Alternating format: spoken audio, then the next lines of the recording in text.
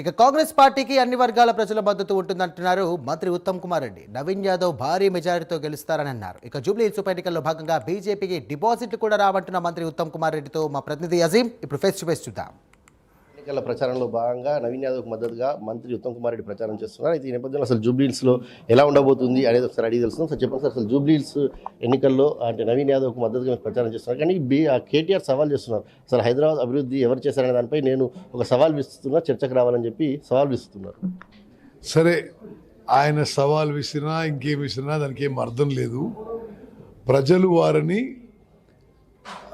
పూర్తిగా తిరస్కరించారు. అసెంబ్లీలో తిరస్కరించారు, పార్లమెంట్ ఎన్నికల్లో తిరస్కరించారు.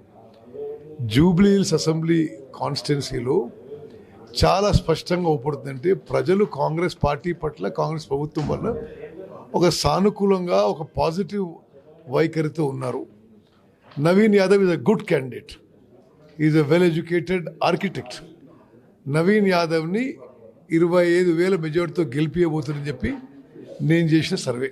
మైనార్టీలు దూరం అవుతున్నారని, మైనార్టీలను దగ్గర చేసుకోవడానికి అజారుద్దీన్కి మంత్రి పదవి ఇచ్చారు కేవలం ఎలక్షన్స్ కోసం అని విమర్శ కూడా చేస్తున్నారు.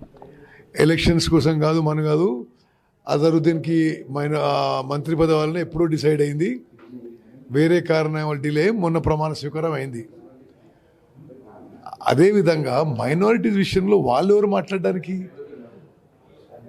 మైనారిటీస్ ముస్లిం సోదర సోదరిమణులందరికీ తెలుసు, బీజేపీని ఢిల్లీలో గద్దె దించాలంటే, ఢిల్లీలో ప్రధానమంత్రి నరేంద్ర మోదీ గారిని ఓడించాలంటే అది కేవలం రాహుల్ గాంధీ గారికే సాధ్యం, అది కేవలం కాంగ్రెస్ పార్టీకే సాధ్యం.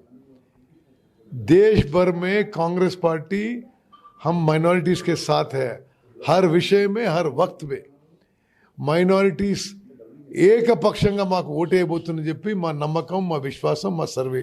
బీజేపీ నేతలు రామచంద్రరావు, కిషన్ రెడ్డి మాట్లాడుతూ 20% ఉన్న మైనార్టీ ఓట్లు కావాలా, హిందువుల ఓట్లు అవసరం లేదని చెప్పి కూడా నిన్న కామెంట్ చేశారు. కాంగ్రెస్ పార్టీ ఒక సెక్యులర్ పార్టీ.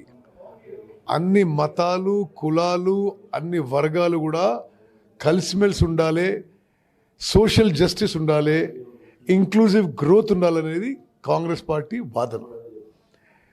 ఇప్పుడు బీజేపీ వాళ్ళు ఏం మాట్లాడుతున్నారండి? నేను చెప్తున్నా, జూబ్లీహిల్స్ అసెంబ్లీ కాన్స్టిట్యున్సీలో బీజేపీకి డిపాజిట్ రాదు. వాళ్ళు చెప్పిన మాటకి స్పందించిన అవసరం లేదు. ఎన్ని వేల మెజార్టీతో నవీన్ యాదవ్ గెలుస్తారని మీరు ఆశిస్తున్నారు? నవీన్ యాదవ్ 11వ తారీఖు పోలింగు, 14వ తారీఖు కౌంటింగ్లో ఈ టైం వరకు 25,000 మెజార్టీతో గెలిచి ఎమ్మెల్యే కాబోతున్నాడు. సరే కదా, బీజేపీకి అసలు దీంట్లో ఓట్లు రావు, అలాగే ఇటు గెలిచేది మాత్రం నవీన్ యాదవ్ భారీ మెజార్టీతో గెలుస్తారని చెప్పి ఉత్తమ్ కుమార్ రెడ్డి చెప్తున్నారు. కెమెరామెన్ బాలుతో అజీం, ప్రైమ్ నైన్, జూబ్లీహిల్స్.